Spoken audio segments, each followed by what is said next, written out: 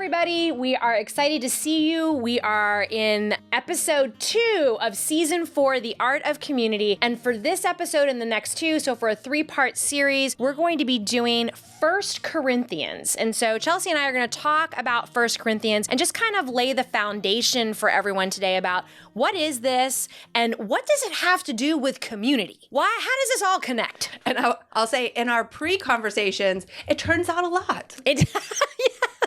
We've had multiple conversations about how this connects. And anytime you're looking at the Bible, you can look at it for different things. You can look at it for morality, how do we behave? We're really looking at 1 Corinthians in this instance as community. And particularly, how do people come from different backgrounds, holding different beliefs, and really come under one unified purpose, which is to follow Jesus. And it's hard. It's challenging. There you go. It's challenging and it takes a long time. It is a journey. Right. It is a journey and a process. So to get started, we just want to give everybody some information on what is 1 Corinthians. And so it's a letter. Mm-hmm. This is a letter and it is written by a guy named Paul to a people, they call them the Corinthians. And the reason why is because they're from Corinth. Just like we're from San Diego, so we're San Diegans. Yeah. I still call myself a Pittsburgher. Oh, okay. Well. Yeah, but right. That's right.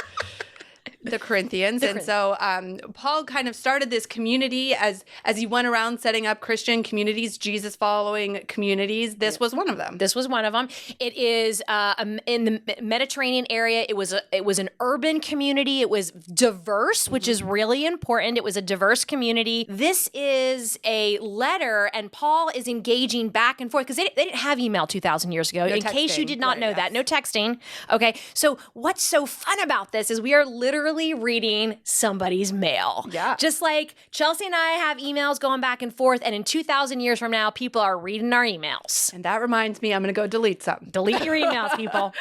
Just in case. So that's what this is. We're reading someone's mail, and Paul is writing probably the second time or something to the Corinthians, and they're just going back and forth about how do we do this, Paul? We have a lot of drama. Yeah, what you said, this is not a new relationship. No. Paul knows them. They know Paul. So it really is, it's kind of eavesdropping on an intimate-ish conversation. It is. Yeah. And they are struggling. And for those of you who do know Paul or don't know Paul, he gets a mixed reaction to people sometimes. Yeah. Not always a favorite person. Paul can be problematic for sure. He says stuff in other letters about women and slaves. And what I think is really important about remembering who Paul is during this time is to remember that the Bible is a progression, yes. That we're moving closer to the kingdom of God that God desires for us. And so Paul is helping the church to do that by setting up all of these communities. He's not perfect. The story's not ended, but this was a progression for the time, and we have to remember that. So Paul was doing good work for the time, but that doesn't put the exclamation point on the end of the story. No, and I think that's a great point. Remember, this is a journey, and we are not at the end of that journey yet. And just a couple of fun facts about Paul is one is some people may know he was not a follower of Christ. He actually was persecuting people who followed Christ, possibly even killing people until he had his encounter with Jesus on the road to Damascus. And so he was not this perfect disciple, if you will. He was somebody who was not happy with how people of the followers of Jesus were acting or behaving. And then the second thing is even after, this is a fun fact, even after he had his encounter with Jesus, he goes away for about 14 to 17 years before he preaches his first sermon. And a lot of people don't know that. They think, oh, he had this immediate conversion and off he goes. No. It took time. Yeah.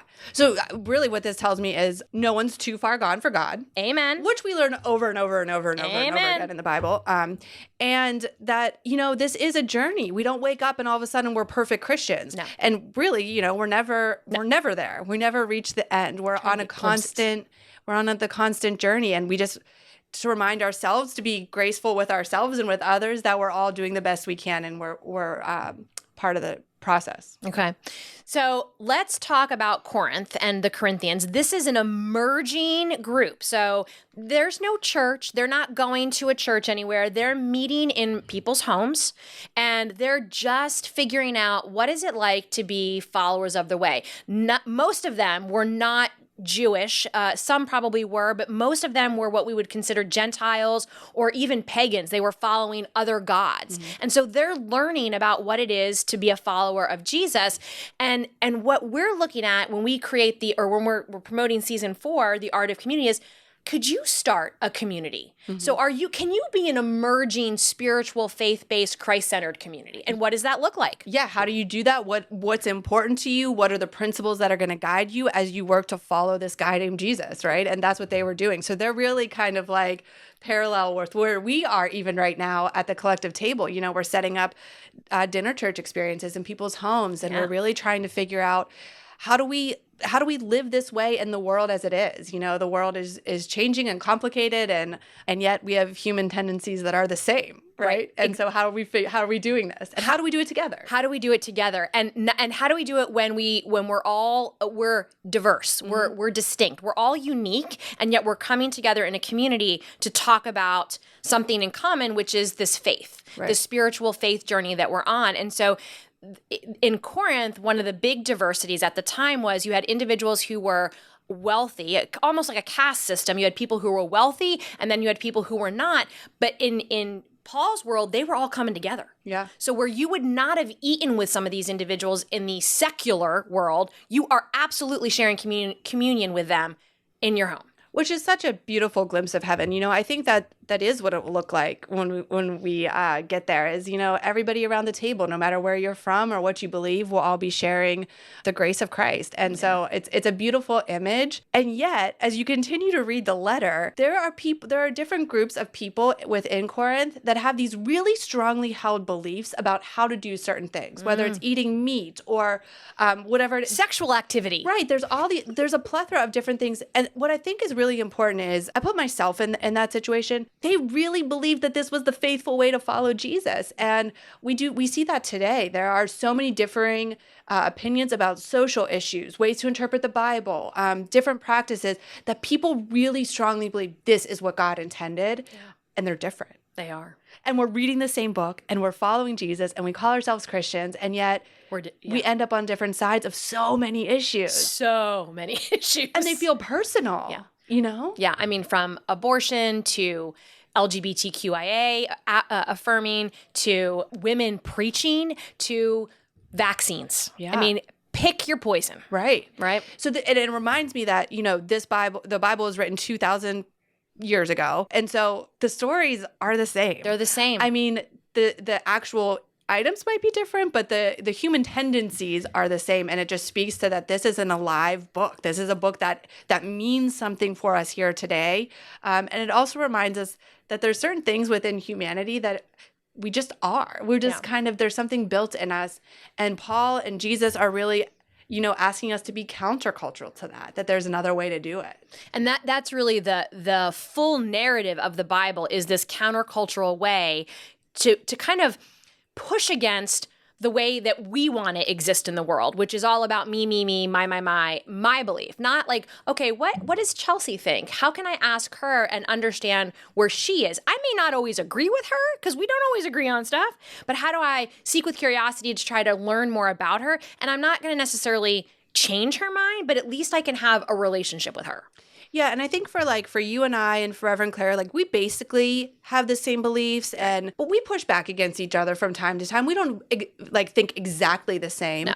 What I come into tension with is when someone believes differently than me on an issue that's important to me that I feel like is harming a marginalized group of people. Yeah. And they might be doing it because they believe this is what the Bible says. Take LGBTQ inclusion, for example. You know, they really people on a different side than me really believe this is the right way. This is what God intended, not to be gay. And I'm over here like, I don't read the Bible that way. Right. I read it as like, we're all created in the image of God and it's beautiful. And how do we come together? Yeah, and well, I don't have a great answer for you because I feel much like you do, and it is hard, it is challenging because, and I think in my experience, you know, I will say I think my husband is really great at this because he can hold totally separate beliefs with people and yet have a really positive interaction with them and not take it personally and recognize like, okay, that's just how they believe. I don't have to hate them because we don't want to hate people, and I can still engage with them in a productive conversation. I may not change their mind, but at least I know where they are, and I've built some kind of relationship with them, something positive where I'm not antagonistic, I'm not aggressive. I think right now we often see a lot of hostility and aggression, and it's like, do we really need that, or can we just agree to disagree and still be in relationship with one another? Gosh, I'm almost triggered by even thinking that, because I'm just like, there are some issues that are so important to me. I mean, you talk about Black Lives Matter, right? Yeah. And when someone doesn't believe that, I know. My heart breaks. And I just, I have trouble. It's hard. And when we don't do it well all the time, and it's not, I don't think there's an easy answer. And I think also the difficulty comes when we both call ourselves Christians. And I feel like every time I tell someone I'm a Christian or I'm a pastor, I have to say, but not that kind. But not that kind. And that's exactly opposite of what Paul is trying to tell us, and what I think Jesus was trying to do was like this unity thing. But it's being unified and also holding room for others. It's this complicated lines. It's a very complicated line. And I was reading something about Martin Luther King Jr. And I mean, obviously he had people who persecuted him, killed him, and yet he found nonviolent ways to make things happen. And I think where I'm going with this is, he didn't have to hate the other person. Sure. He could push on them, but he still found a way to say they're a child of God. And that is really, really hard, because just like you want to say, no way, this person is not, but they're still a child of God. For sure. And I don't think anything negates that you're a child of God.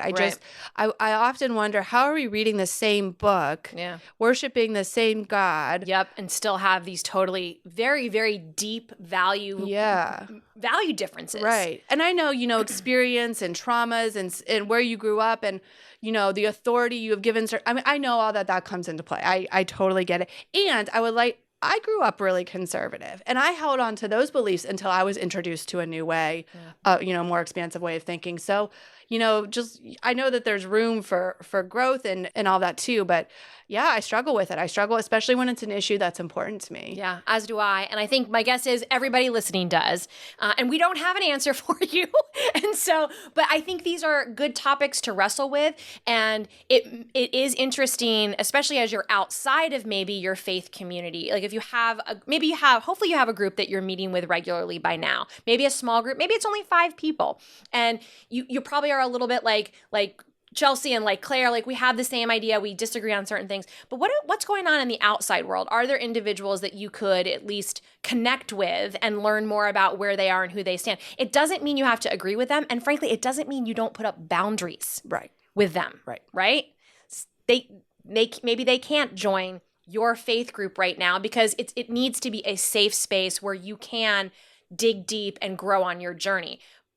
So there are boundaries.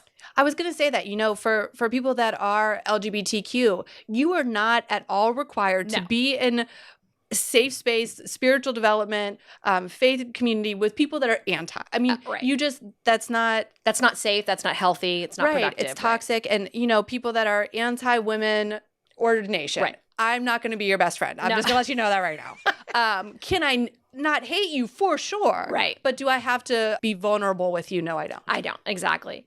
So I think what we're asking, so let's talk about what we are asking the group to do in this season, which is to try and get into small group experiences using 1 Corinthians and then the stuff that we'll put out for Lent and for Easter to deepen their relationship with God, with the individuals that they're with, and then, of course, with themselves. Yeah, because I think we know ourselves when we're in community, and we know God when we're in community. And so we're built to do this together, and we're built to do it in safe ways that we can be authentic and vulnerable with one another, knowing that it takes time. Yes. But to really find a couple people that you trust, that you can grow in that way, that you can say what you think and trust that it's held with love.